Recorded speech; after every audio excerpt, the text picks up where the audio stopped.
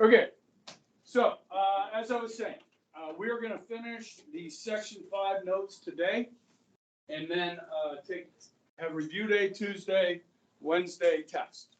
Okay.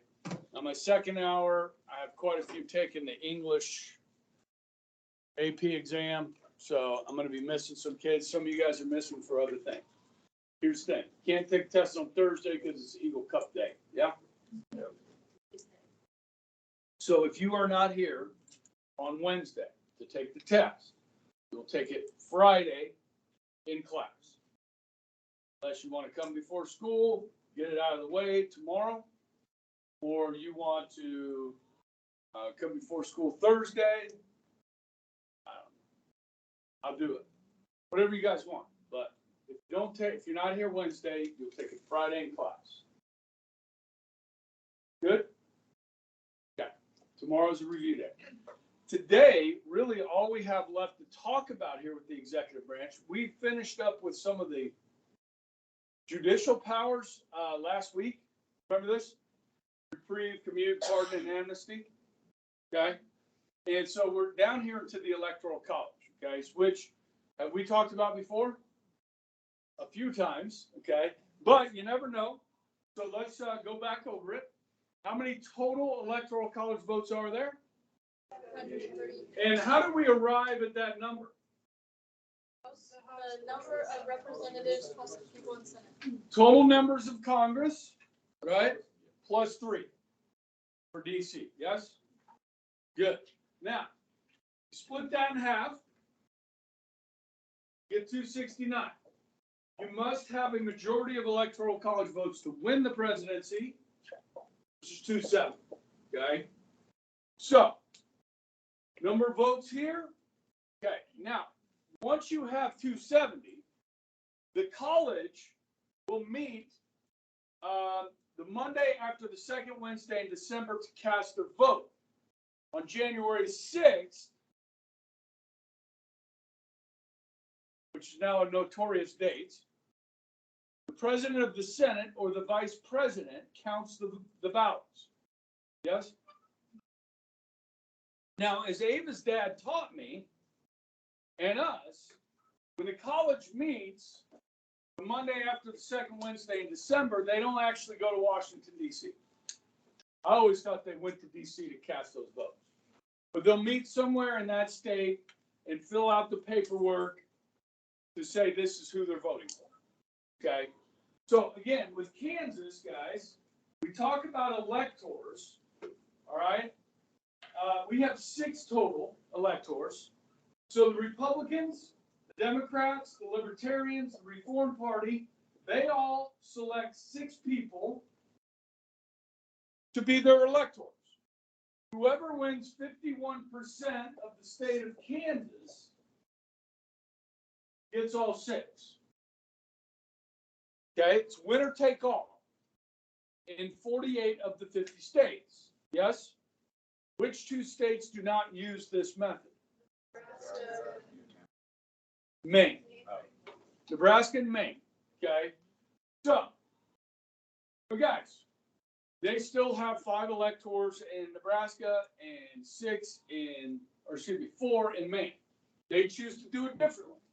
That's allowed because states control the federal elections or the federal government. Okay? Now, so when we look at the Electoral College, okay, you get 270. If nobody reaches 270, who elects the president? This happened twice. Yeah, this was on your last test. Yeah, the House. Okay, so remember, Kansas has 4 districts in the House, yes? Yes? Okay. Republican, Republican, Republican, Democrat. Kansas gets 1 vote. California gets 1 vote. Oregon gets 1 vote. Alabama gets 1 vote. Republican, Democrat, Democrat, Republican. California has 53 members of the House. Most of them are Democrats. They get one vote. Democrat. You with me? First one to 26, one that gets 26 or more, is the new president. That's happened twice. Okay? This happened in, I have it later on, 1800 and 1824. Jefferson and John Quincy Adams were both elected by the House. Okay? Now, in 1800, there were still only 13 states. So it would have been like a 7-6 vote or an 8-5 vote or something like that. Does that make sense? Okay, now.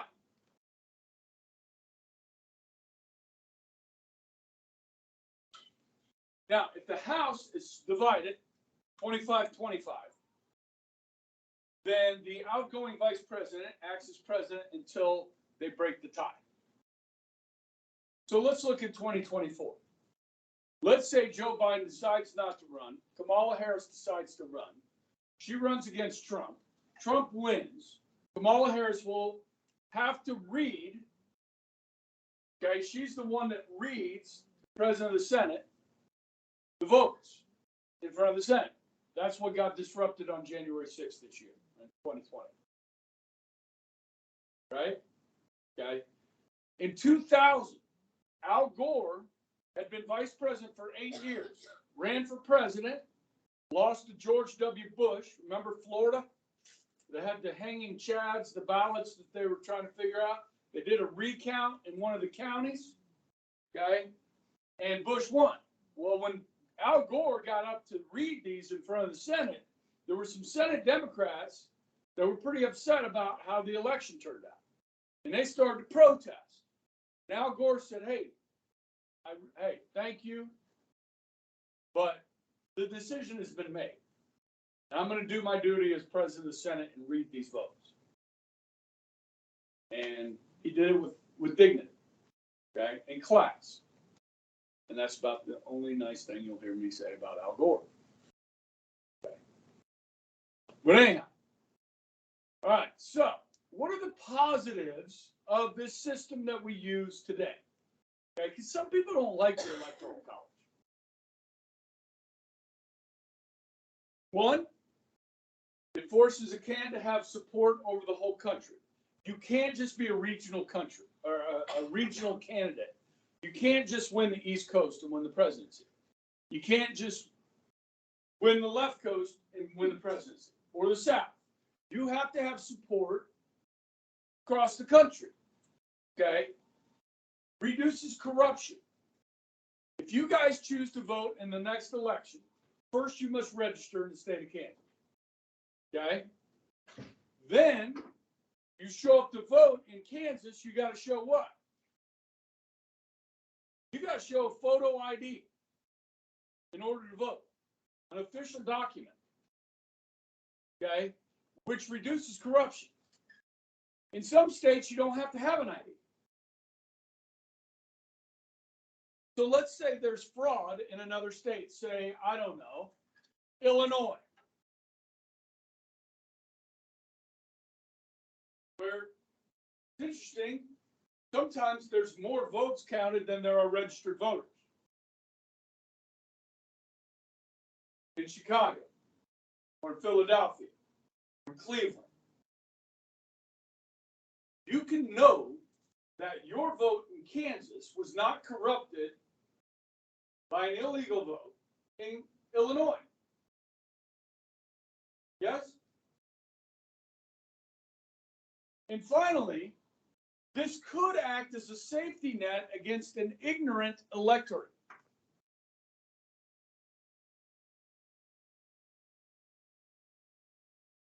How? Any ideas how that could be a safety net? Yeah. Right, right. So let's say you get the 6 Republicans, and between the election and inauguration, a huge news story breaks saying that, like, this candidate broke all these laws and did all these bad things. The these electors are not bound to vote for the Republican candidate. They can switch. It does happen from time to time. In fact, it's happened 10 times, but it's never impacted the outcome of an election. Okay? So, guys, when Trump was elected, it was actually kind of funny. When you watch people like melt down, like absolutely freak out that Donald Trump is going to be president. Okay? There were Hollywood actors that put together public service announcements begging electors not to vote for Donald Trump. They said, you don't have to vote for Hillary. Just don't vote for Trump. We cannot allow this man to become president. It will destroy our nation.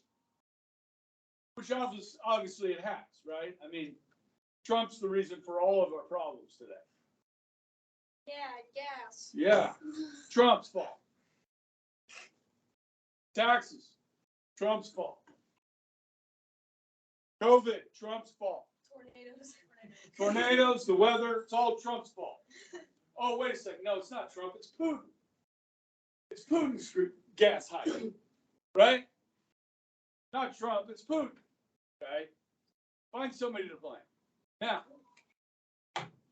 of course, guys, I thought this was really fun. Did I think any of those electors were going to switch their votes? No, and they didn't. There was, however, one of the Democrat electors that was pledged to vote for Hillary that switched their vote. Now, they didn't vote for Trump. They voted for another candidate. Okay? So, yeah, I guess that could act as a safety net. Now, the problems with the Electoral College is what people most often point to. The winner of the popular vote doesn't necessarily win the Electoral College. Now, guys, I thought we lived in a democracy. The winner of the popular vote should be the president, right? See how easy that is to convince people that don't know any better that that's the way it should be. Okay?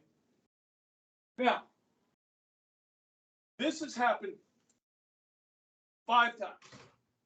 Andrew Jackson, Rutherford B. Hayes, Grover Cleveland, Al Gore, and Hillary Clinton all won the popular vote, but lost the Electoral College. Okay? Now, another thing people complain about is the winner take all. So take a state like California with 55 Electoral College votes. You could win 49.9% of the votes in California and win 0 Electoral College votes. People say that's not right. Well, you got to win the state. Okay? Another one is the small states versus the big states. Now, these numbers are not accurate today. These are pretty old. But remember, each district is supposed to have about 781,000 people in it, right? If Alaska and Wyoming don't have 781,000 people living in their state, which they don't, does their vote count more than, say, a voter from California or Kansas? Yes, it does. It does. Okay? That's the way the system's set up. Now, guys, if you want to change this, you know what you're going to have to do? Pass a constitutional amendment. How many states do you need to ratify a constitutional amendment? 3/4, which is 38 states. Okay? Now,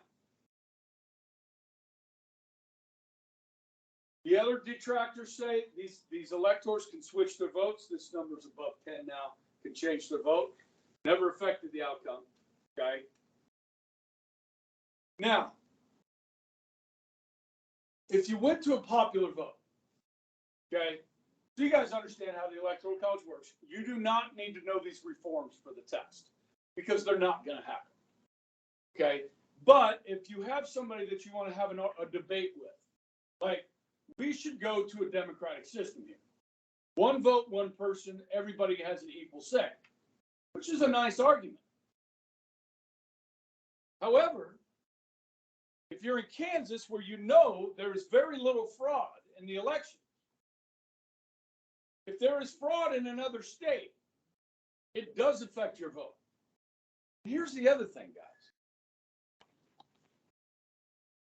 More than 50% of the population of this country reside in 8 states. So if you go to a popular vote, candidates for both the Republican and Democratic Party are going to go where the people are. That's where the votes are. With me? So if you are campaigning for these people here, or these people here, or these people here, okay?